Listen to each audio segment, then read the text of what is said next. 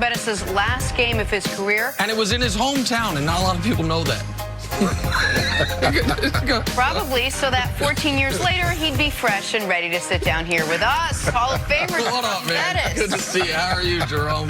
All-time great moment, great way to end your career back in Detroit. You couldn't have written it better. No, you could not have. You could. It was a special moment, and it meant the world to me to finish my career where it started. So it was great. Yeah. For a big back, the quickest feet that I ever seen. I mean, for a big guy, you were twinkle toes out there. I like that. You know, we were talking about this before the show, that it's kind of wild that you two both played the same position, both at an incredibly high level, and very different body types. Very different. But he said this off the air. He said, but Jerome's feet were as good as just about anybody in football. It's unbelievable. And as a running back, the one thing you have to do, I think what separates good running backs from great running backs is that your ability to make people miss. And you have to have that. Whether you're a big guy or a small guy, if you can't make someone miss, you're not going to have a great career. He called you a small guy. No, he didn't say No, that. He called you a small guy. I'm the big guy, so anything smaller than me is a small guy. All right, let's turn our focus to the big game. In just 10 days, the Niners and Chiefs will square off in Super Bowl 54. So our friends at Fox Bet have KC as 1.5-point favorites.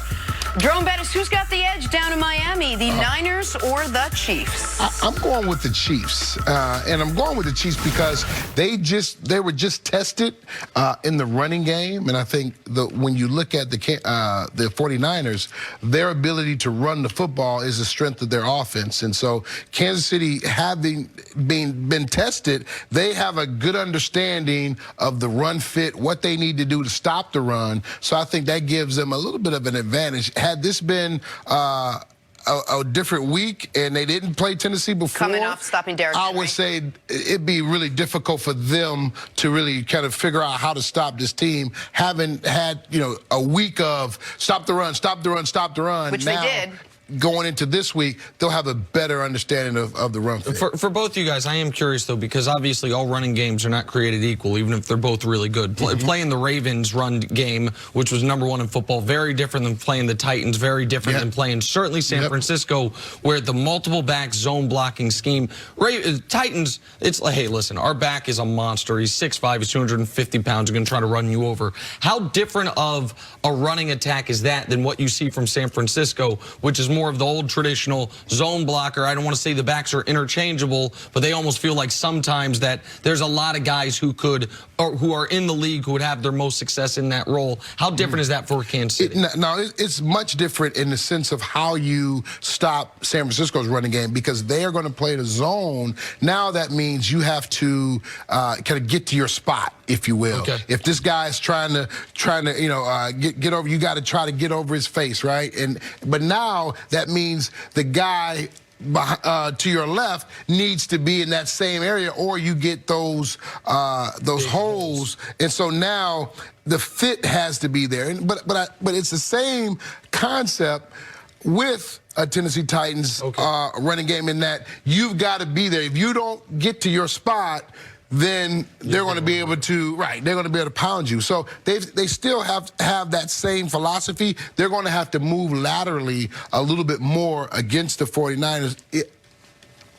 Against the Tennessee Titans, they didn't have to move that much laterally. Here's the thing that separates the 49ers run game than most other teams. They have the ability to hurt you in the quick handoff game with Deebo Samuel behind the line of scrimmage. They're going to shift. They're going to motion. They're going to put those defensive linebackers in positions where they're uncomfortable because they're stressed, because they're thinking about the around motion. Are they going to hand the ball off to the jet sweep? Are they going to do a lot of different things? And so when you watch the 49ers, their run game, I mean, I can run through it right now. The holes are as big as this table because they have so many different things, and they put defensive players in the bind. And so when you have gap integrity, which is key to stopping the run, you can't have that same type of integrity, because now you have to be concerned with other guys going in motion and different things with the shifts that Kyle Shanahan does a great job of. That's the hard part about this offense. And, the other part is that they have 3 guys that come in the game. They can catch the ball out of the backfield, and they're going to run hard. These guys are, when you watch Mostert, it's like watching a rocket ship take off. These guys are hitting those holes with speed and quickness, and that hurts a defense. That takes your angles and ruins them. It's hard to catch up with these guys. It is, and the one thing I will say about the 49ers offense is that it's not one-dimensional, right? So the running game is an extension of the passing game and vice versa. So they don't, they like to move your eyes. So you get motion, they go one way, and they do a little bit of old school that a lot of people don't do. They do some trapping, some whammy inside there. So they keep those defensive tackles having to think. Now you're saying, okay, if this guy goes around me, is that guy going to come inside to kick me out? And on one of the long touchdown runs, there was a trap, inside trap. So they're doing things that make you think from a defensive perspective. That's the difficult part when you're facing the 49ers. But I will say this. If I am Kansas City, I'm saying I'm going to force you to throw the football. Yep. Okay? I need Jimmy G to beat me. I cannot allow this running game to come out and have success. So I think there's going to be an emphasis on stopping that run because you can't allow the running game to beat you because their running game can beat you. And that is where it is totally similar to the game against Tennessee. They wanted to make that a Ryan Tannehill game. If Ryan Tannehill's going to throw for 350 yards, and he had a monster game, by the way, against the Chiefs in the regular season, you tip our cap, you're going to win. But we're not going to let Derrick Henry do to us what he had done the previous weeks, just like I'm sure they're saying we're not going to let Raheem Mostert do to us what he did to the Packers. I'm curious your opinion on this. Both these teams are in the Super Bowl with quarterbacks without a ton of experience. Now, Jimmy G's older because he sat for a long time, but experience-wise, he's a young quarterback. Patrick Mahomes has started 35 games in his career. When you guys won that Super Bowl, you weren't a young team. You had a young quarterback. And we didn't know at the time that Ben was going to turn into what he turned into. For the other guys on the team, when the quarterback is a young or inexperienced player, when you prepare for the Super Bowl, for the other veterans, how much of a leadership role that maybe on a traditional team, when the Patriots are there, Brady and Belichick, they know what the story is. How much of that falls on either the veteran coach like you guys had, like the Chiefs have but the Niners don't, or the other veteran players in the locker room? It definitely falls on the veteran players, especially the difficult part about these guys are they're if you will, the faces of their franchises, certainly with Kansas City. So, and so they're the story of the Super Bowl, so you can't get around that. The benefit we had was that there was a lot about being in Detroit, me being back home, and all those things. So Ben was able to get a little bit of the benefit of getting out of the spotlight and not having to be the central focus. These guys are a little bit different. So the coaches are going to have to manage them a little bit differently than they would a veteran guy. A veteran guy, you let him go.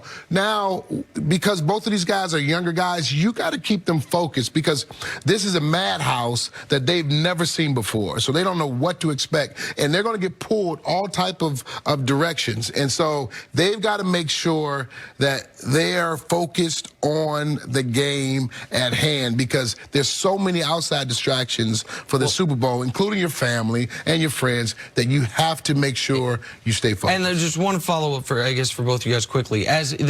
What's the level of anxiety? You get there, you hope and you pray nobody gets hurt in practice, so you know what the level, the injuries are, what it was already suffered. You've gotten through the year. Now you got 2 weeks. You were a veteran player. You were, what year were you when you got there? You were a young player, so you were one of the guys maybe the veterans were a little worried about. As far as this, is there any anxiety? We got 2 weeks.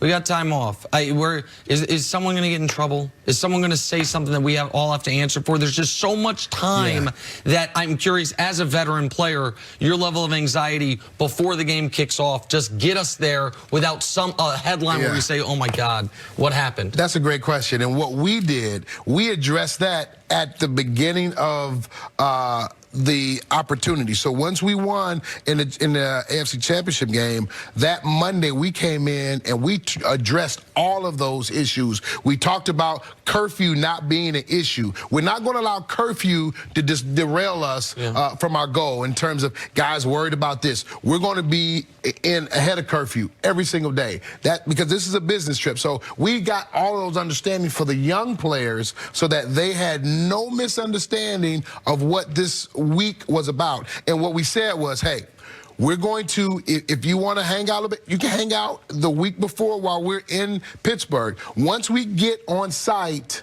that's the end of that. And so we had this understanding with the younger players to make sure they didn't do anything out of the sorts. And then we also said, hey, no bulletin board material. We're not going to allow that to creep up as well. Because there are microphones around every single corner, everywhere you go. All right, you're here with Hertz. Tell us a little bit about your involvement with Hertz. Well, I'm excited to be working with Hertz. They've got a extra mile campaign that they're introducing, and the idea is about really celebrating the customers who have really made Hertz #1. And right now down in Miami, they're going to be there's an opportunity for a Gold Plus Rewards member to have a trip to the big game, not nice. in a decked out bus, yeah, of course. So that's but there's also a helicopter opportunity where they'll get a chance to see the city in a helicopter down, and then once they get down, they'll be driven to the game and to and from.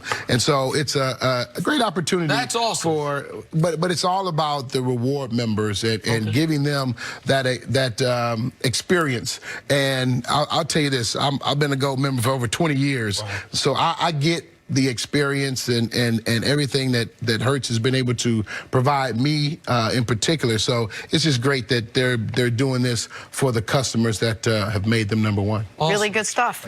Stick around one more segment. Absolutely. Take a break. Coming up, much more First Things First with The Bus after this.